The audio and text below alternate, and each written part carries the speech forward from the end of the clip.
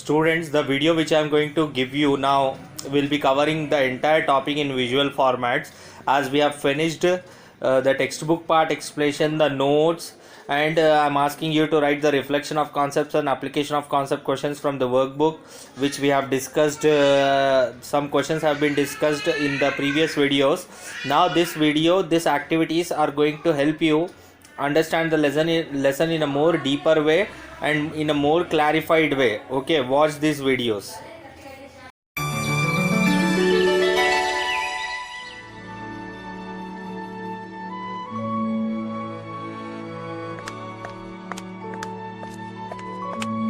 प्रयास, क्या हो रहा है? पढ़ रहे हो या मस्ती हो रही है? कुछ नहीं दीदी, आज मैंने लाइब्रेरी से यह किताब इशू कराई है, काले सोने की कहानी। जानती हो दीदी, पेट्रोलियम को काला सोना बोला जाता है। अच्छा, भला क्यों? वो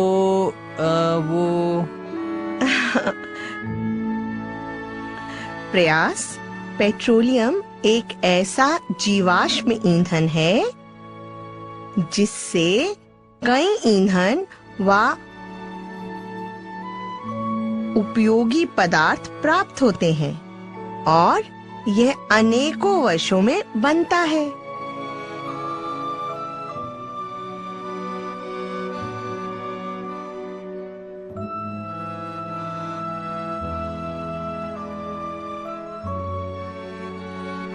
इसीलिए यह बहुत महत्वपूर्ण है और इसे काला सोना कहा जाता है।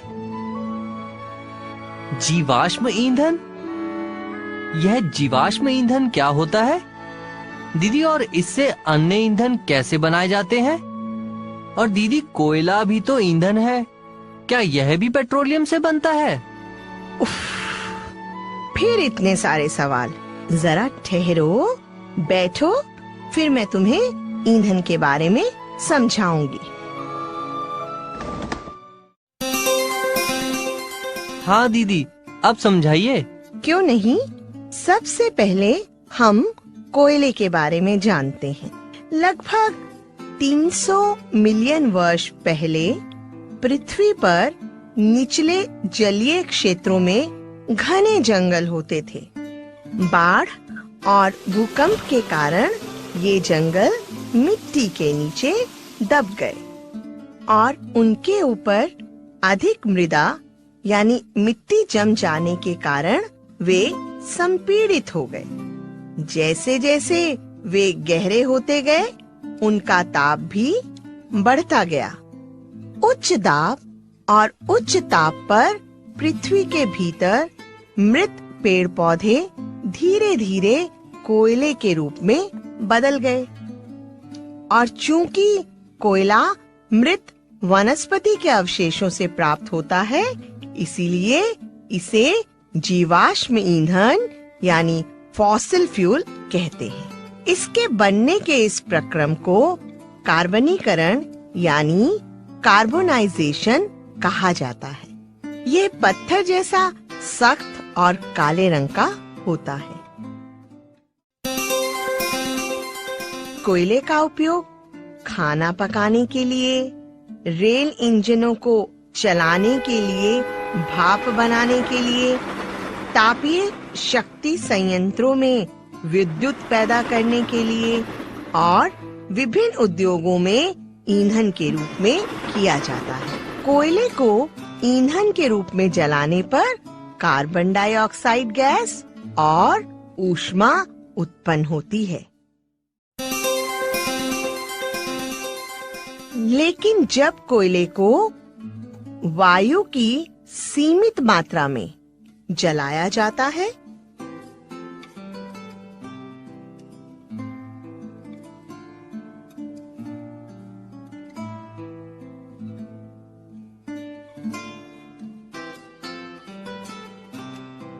तो कोक, कोलतार और कोयला गैस बनती है। यह कोक क्या होता है दीदी? कोयले को वायु की सीमित मात्रा में जलाने पर जो काला अवशेष बचा है वही कोक है।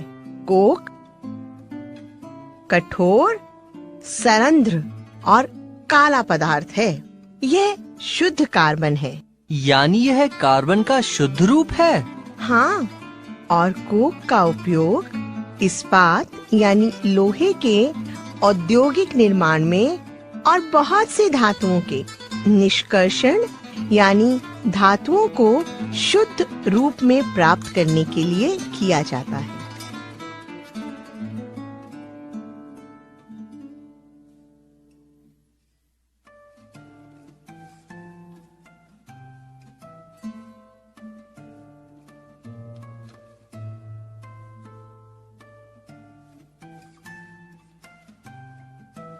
और दीदी, यह कोल तार वही है जिसका प्रयोग सड़क बनाने के लिए किया जाता है। हाँ, कोल तार एक काला गाढ़ा द्रव है जो लगभग 200 पदार्थों का मिश्रण है। लेकिन आजकल सड़क बनाने में कोल तार के स्थान पर बिटुमेन का प्रयोग किया जाता है। कोल तार का उपयोग विभिन्न उद्योगों में किया जाता है, जैसे संश्लेषित रंग बनाने में, औषधि बनाने में, सुगंध बनाने में, प्लास्टिक बनाने में, पेंट बनाने में, छत निर्माण सामग्री बनाने में और नेफ्थलीन की गोलियां बनाने में किया जाता है। और कोयला गैस का क्या उपयोग होता है? कोयला गैस का उपयोग सड़कों पर रोशनी के लिए किया जाता था और अब इसका उपयोग ईंधन के रूप में किया जाता है। और जानते हो, पेट्रोलियम भी एक प्रकार का जीवाश्म ईंधन है। क्या पेट्रोलियम का निर्माण भी कार्बनीकरण विधि द्वारा ही होता है? हाँ, जब समुद्री जीव मृत हो जाते हैं तो इनके शरीर समुद्र के पेने में जाकर जम जाते हैं।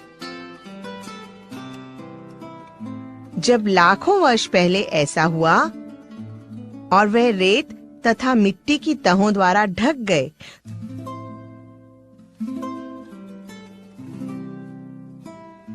तो वायु की अनुपस्थिति में उच्च ताप और उच्च दाब ने इन्हें पेट्रोलियम और प्राकृतिक गैस में बदल दिया।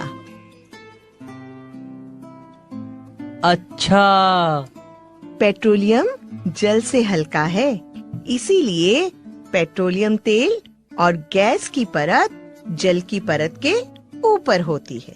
पेट्रोलियम गहरे रंग का तेलीय द्रव है जिसकी एक अप्रिय गंध होती है। दीदी, पेट्रोलियम का उपयोग कहाँ किया जाता है? और क्या पेट्रोल भी पेट्रोलियम से संबंधित है? प्रयास, पेट्रोलियम एक शुद्ध पदार्थ नहीं है, बल्कि कई यौगिकों का मिश्रण है और इसके विभिन्न संघटक हैं पेट्रोलियम गैस, पेट्रोल, मिट्टी का तेल, डीजल, स्नेहक तेल, मोम आदि। तो पेट्रोलियम से पेट्रोल और डीजल को कैसे अलग किया जाता है? पेट्रोलियम से विभिन्न संघटकों को अलग करने के लिए प्रभाजी आसवन विधि का प्रयोग किया जाता है। इसे पेट्रोलियम का प्रभाजी आसवन कहते हैं।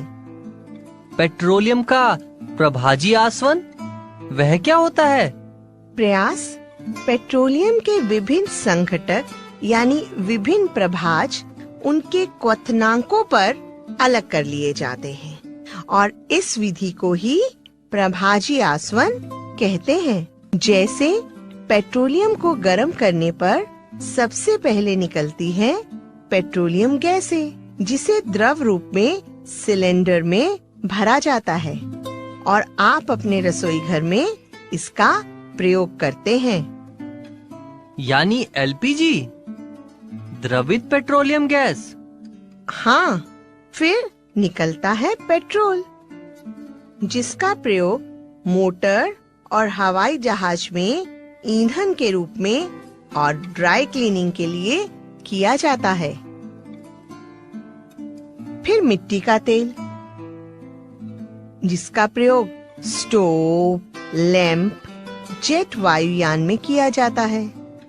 फिर डीजल, जिसका प्रयोग भारी मोटर वाहनों जैसे ट्रक, बस आदि में और जनरेटर्स में किया जाता है।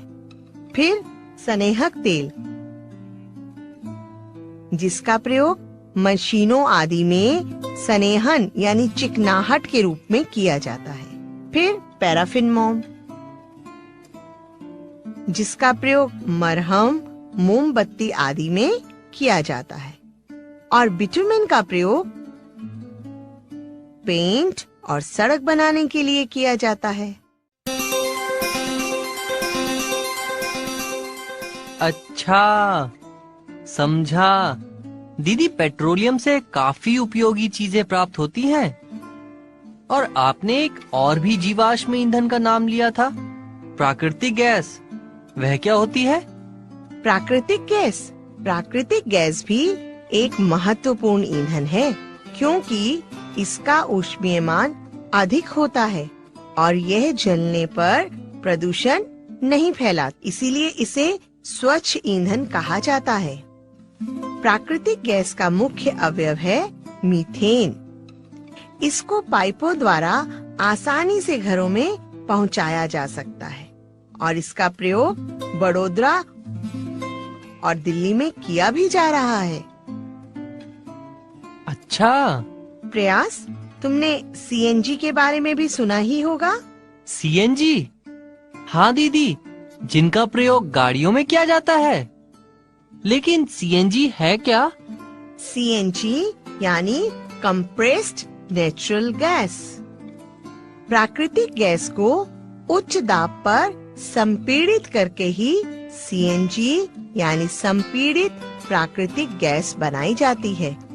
सीएनजी का उपयोग विद्युत ऊर्जा उत्पादन करने के लिए और परिवहन वाहनों में ईंधन के रूप में किया जाता है। इसका उपयोग रसायन और उर्वरक बनाने के लिए भी किया जाता है। दीदी, हमारे यहाँ प्राकृतिक गैस के भंडार कहाँ हैं? हमारे यहाँ त्रिपुरा में, राजस्थान, महाराष्ट्र और कृष्णा गोदावरी डेल्टा, यहाँ प्राकृतिक गैस बहुत मात्रा में मिलती है।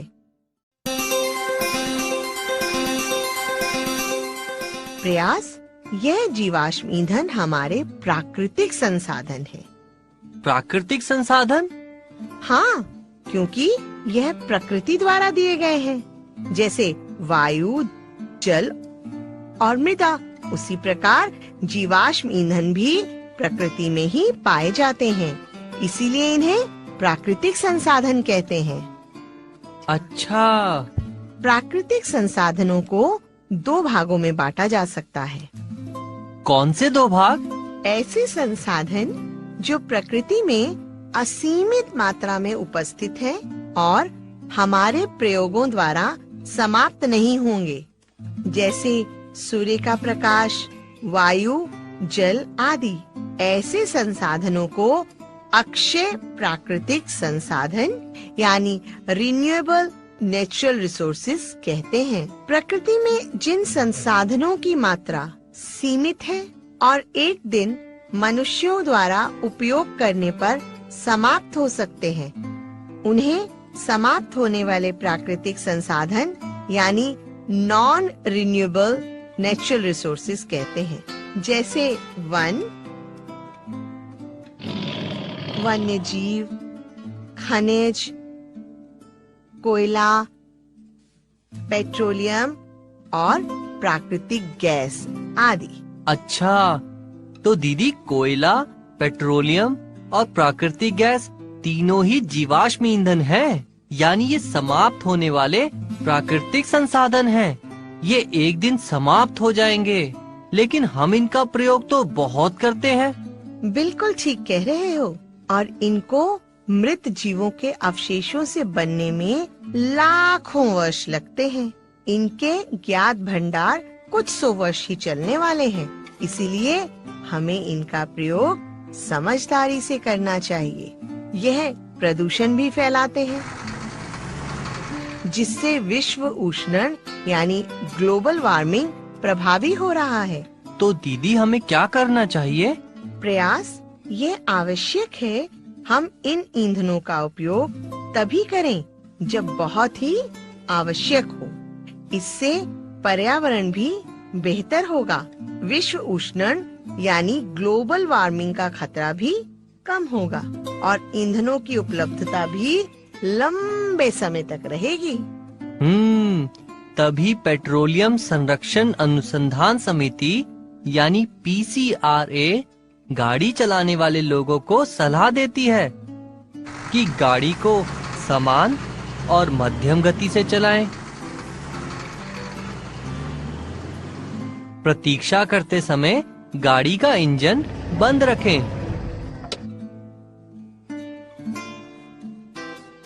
टायरों का दाब सही रखें और गाड़ी का नियमित रख रखाव रखें। बिल्कुल सही, काफी समझदार हो। अब तो आप समझ ही गए होंगे कि जीवाश्म ईंधन क्या है, कैसे प्राप्त किए जाते हैं और हमारे लिए क्यों उपयोगी हैं।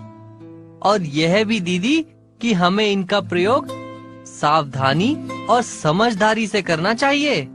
थैंक यू दीदी। Introduction. Dear friends, you must have seen farmers working in paddy fields. They work for all day long.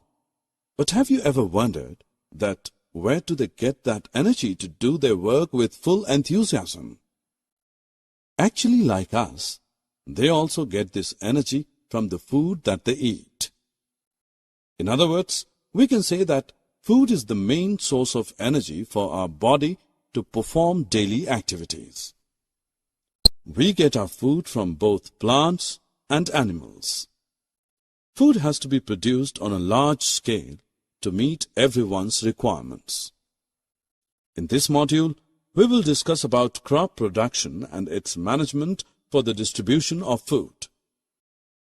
Objectives.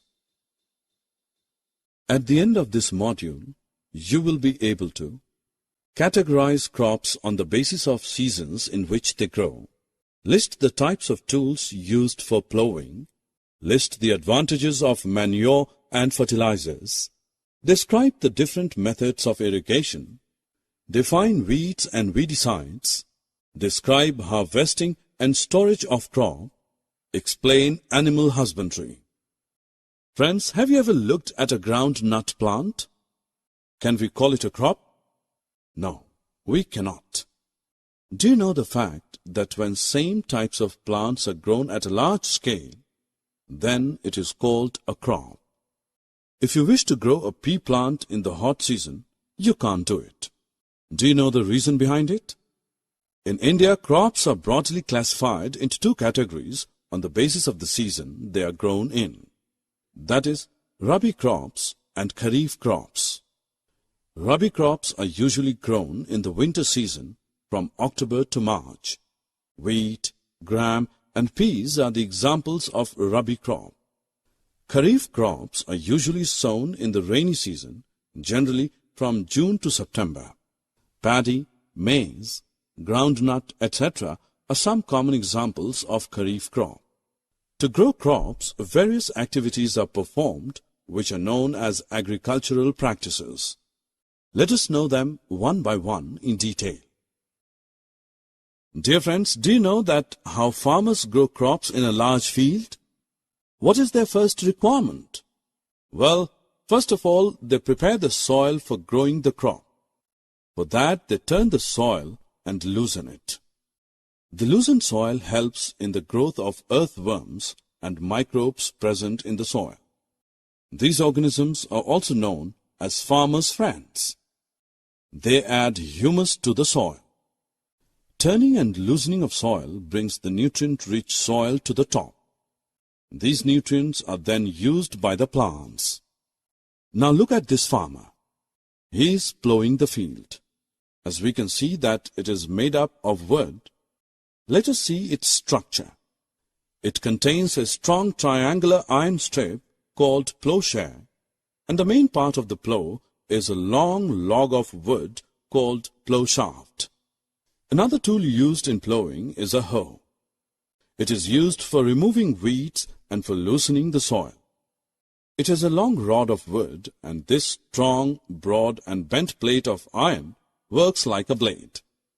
Most of you must have seen tractors in the farms. Nowadays, plowing is done by tractor-driven cultivator, which saves both labor and time. Once plowing is done, next step is sowing. Before sowing, farmers select good quality seeds to get high yields. Have you ever noticed your mother putting some grains in a vessel and pouring some water to it? What happens after a few minutes? Some seeds start to float. What is the reason behind this? Some damaged seeds float on water because they are hollow and hence lighter. Actually, this is a good method for separating good, healthy seeds from the damaged ones. Now let us see what are the tools used for sowing seeds. Look at this farmer.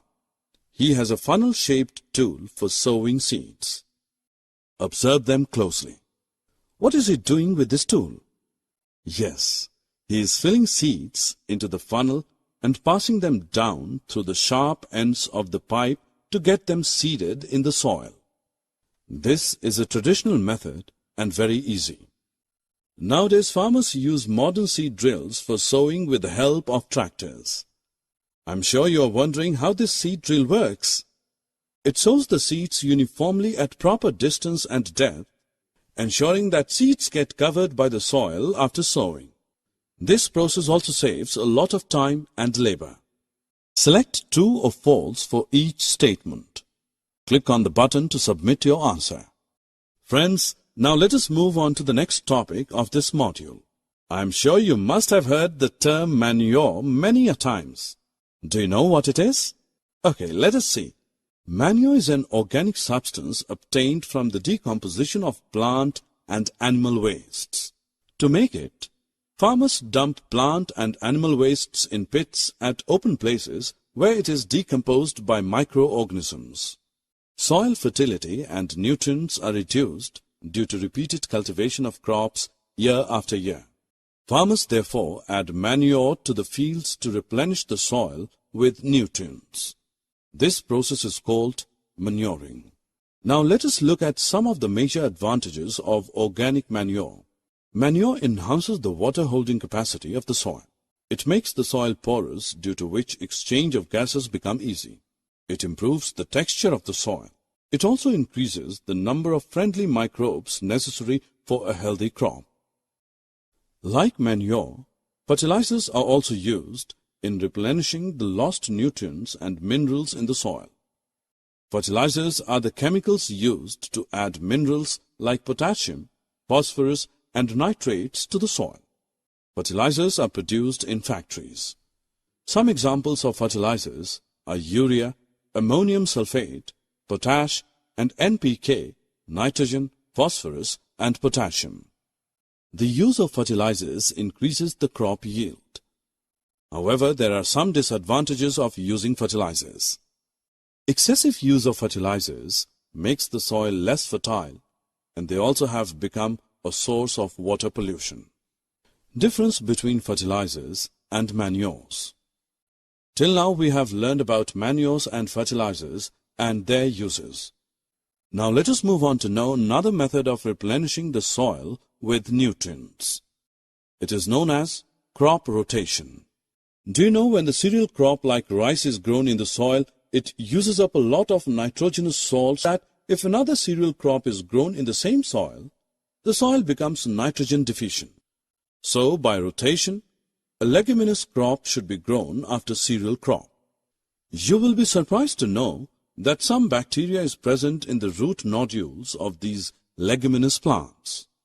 These are known as rhizobium bacteria, which fix atmospheric nitrogen to form nitrogen compounds. When these nitrogen compounds go into the soil becomes more fertile. Thus, planting leguminous plant will result in nitrogen-rich soil, and when a cereal is grown in this soil, food grain production increases. Friends, can you tell me that which of the following is not a leguminous plant? Click your option. Friends, as we all know that water is very essential for all living being, but what is its role in the production of crops? Actually, water is essential for crops because germination of seeds cannot take place under dry conditions. Water is absorbed by the plant roots, and along with it, minerals and fertilizers are also absorbed. Hence, watering the crops in the fields is called irrigation. The time and frequency of irrigation varies from soil to soil, crop to crop, and season to season. Now the question arises, what are the sources of irrigation? Wells, tube wells, ponds, lakes, rivers, dams, and canals are the some of the main sources of water irrigation. Let us now know modern methods of irrigation. A sprinkler system. This system is most useful on the uneven land where sufficient water is not available. In this system, the perpendicular pipes, having rotating nozzles on top, are joined to the main pipeline at regular intervals. When water is allowed to flow through the main pipe under pressure with the help of a pump, it escapes from the rotating nozzles and gets sprinkled on the crop as if it is raining. Next is a drip system. In this system, the water falls drop by drop just at the position of the root. It is the best technique for watering fruit plants, gardens, and trees. We can see water is not wasted at all, and hence we can say that it is a boon in regions where availability of water is very poor. Friends, what do you think that the farmers do after the crop is mature? Yes, he cuts the crop. This process is called harvesting, and it is an important task. Now let us know how the harvesting is done. In harvesting process, crops are pulled out or cut close to the ground by using sickle or a machine called harvester. After this, the grain seeds are separated from the chaff. This process is called threshing. This is carried out with the help of a machine called combine, which is in fact a combined harvester and a thresher. Once harvesting is done, crops are stored in huge storages. We should keep some precautions to store crops because if the harvested grains are stored without drying, then they may get spoiled or attacked by organisms, and thus they will lose their germination capacity. So the grains should be properly dried in the sun to reduce the moisture in them. Do you know the fact that farmers store grains in jute bags or metallic bins, but for large-scale storage of grains, farmers use silos and granaries. Generally, people also keep dried neem leaves in an iron drum for storing food grains because these dried neem leaves protect the grains from pests and microorganisms. Friends, do you know, like plants, animals also provide us with different kinds of food. Many people living in the coastal areas consume fish as a major part of their diet. You will be surprised to know that just like the process of crop production, animals are also reared at home or in farms. They are provided with proper food, shelter, and care so that they provide us healthy food to eat. This process is called animal husbandry. In other words, we can say that animal husbandry means rearing and breeding livestock on a large scale. Now it's time to have some fun. Drag and drop the correct option into the respective box. Summary. Now friends, let us summarize what we have learned so far. In India, crops can be broadly categorized into two types based on seasons they are grown in: Rabi and Kharif. Supply of water to crops at appropriate intervals is called irrigation. Harvesting is the cutting of the mature crop manually or by machines. Separation of the grains from the chaff is called threshing. Proper storage of grains is necessary to protect them from pests and microorganisms. Animal husbandry means rearing and breeding livestock on a large scale. Introduction. Hi friends, we can see so many vehicles like bikes, cars, trains, etc. all are running around us. They don't eat any food like any living being do. Then how they get their energy? Yes, they get their energy from fuel. The fuel can either be coal or petroleum product. They provide energy for vehicles to move. In this module, we are going to learn more about these natural energy resources. Objectives. At the end of this module, you'll be able to define natural resources and its types, describe the coal and its other useful products, describe petroleum and its refining process, list the various constituents of petroleum and their uses, describe the natural gas and its importance. Hey dear, what are you doing here? Hey, I am fond of seeing running trains on tracks. Some trains run very speedily while others not. But I observed so many times that some engines emit a lot of fume while others do not. Yeah, you're right, because in some train engines, the fuel source is coal and in others it is diesel. Now electric engines are frequently used all over the world. You know, resources are of two types, natural and man-made. Natural resources such as forests, air, water, soil, coal, petroleum and natural gas are directly obtained from nature. Natural resources can be broadly classified into two categories: inexhaustible natural resources and exhaustible resources. Inexhaustible natural resources are present in abundance, hence it is unlikely that it will be exhausted by any human activity. Sunlight and air are examples of such resources. On other side, the amount of exhaustible resources is limited and they can be exhausted by human activities and consumption.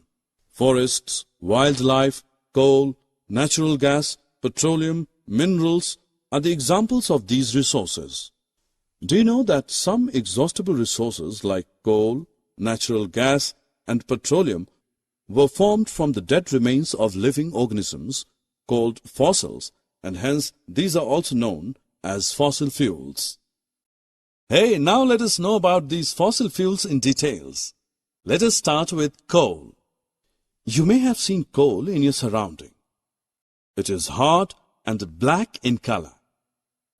Coal is used for a variety of purposes such as cooking food, running railway engines, thermal plants, and various industries. After heating in air, it starts burning and produces carbon dioxide gas.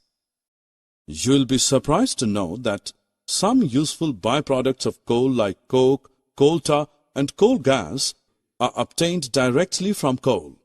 Do you know how these byproducts are helpful for us? At first, let us know about coke.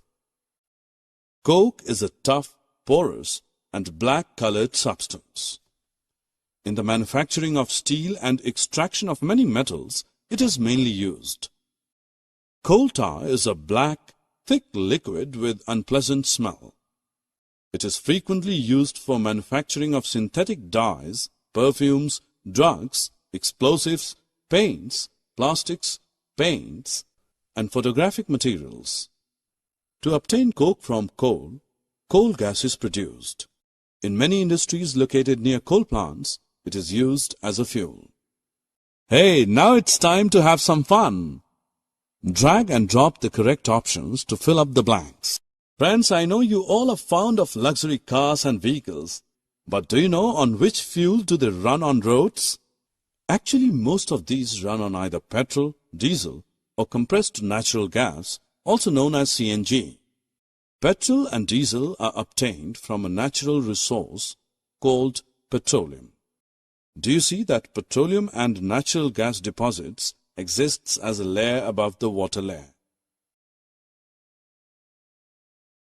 Now friends, we know that petroleum is a fuel source of our vehicles. But do you also know that this petroleum is a dark oily liquid and made up of various components such as petroleum gas, petrol, diesel, kerosene, paraffin wax, lubricating oil, and so on. All these components are separated by a process called as refining. This process is carried out in a petroleum refinery. Here is a table containing various constituents of petroleum and their uses. Now let's move on to our next exhaustible natural resource. This is natural gas, also known as compressed natural gas or CNG. It is stored under high pressure as compressed natural gas, CNG.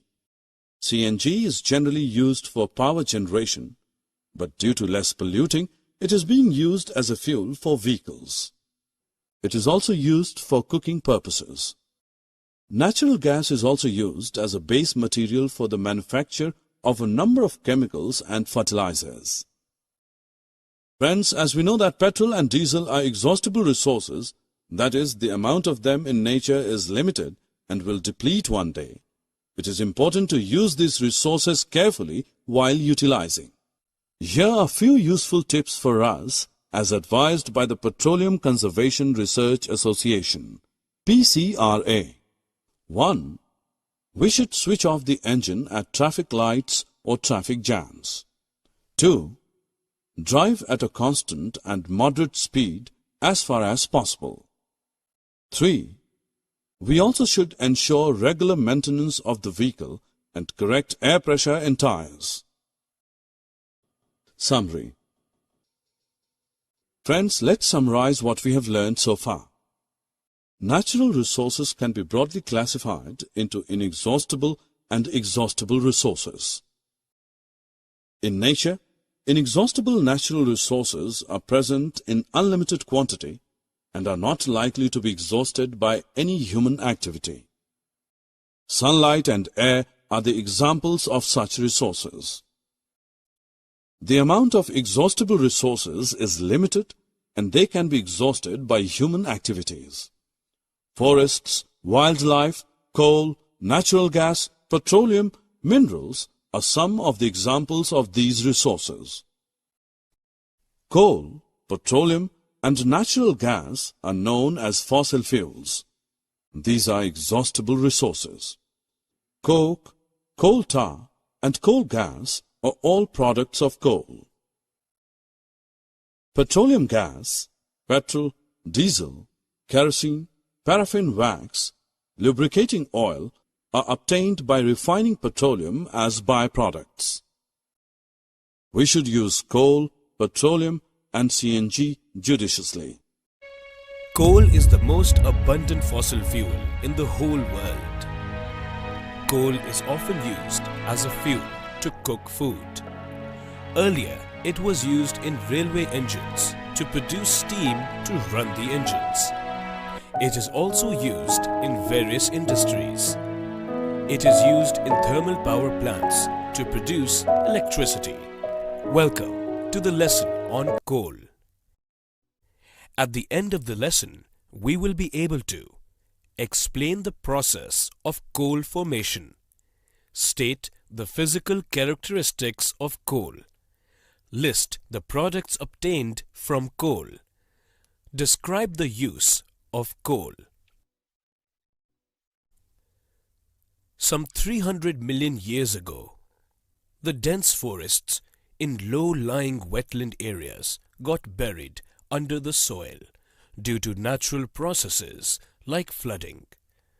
As more soil deposited over them, they were compressed. This led to the rise of temperature and pressure, because of which dead plants got slowly converted to coal. As coal contains mainly carbon, the slow process of conversion of dead vegetation into coal is called carbonization. Coal is a black color, hard, solid substance formed by the process of carbonization. Since it is formed from the remains of vegetation, coal is also called a fossil fuel.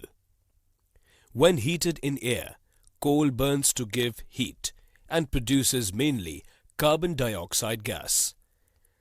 The end residue of coal after burning is ash. Coal is primarily made up of carbon.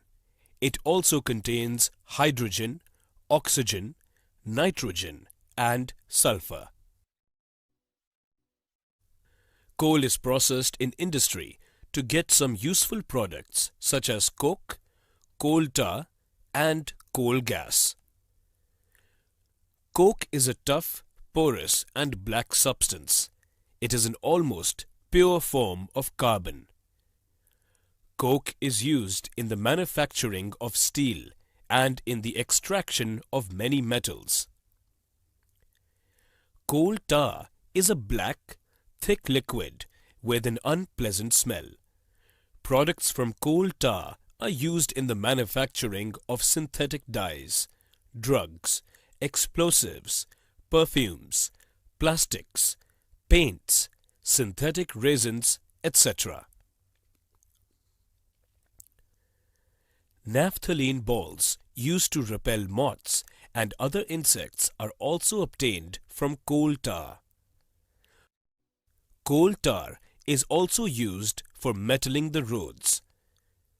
Though bitumen, which is a petroleum product, is being used nowadays for this purpose. Coal gas is obtained during the process of coal to get coke. It is used as a fuel in many industries.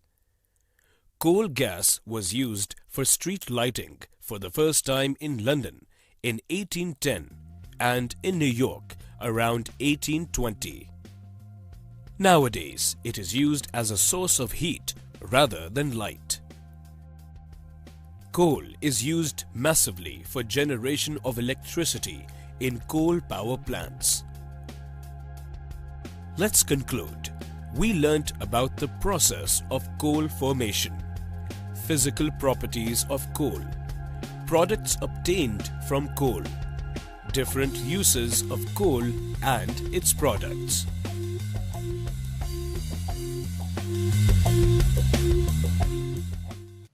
Visit ATEC Academy on www.atechedu.com or contact on 90411527777.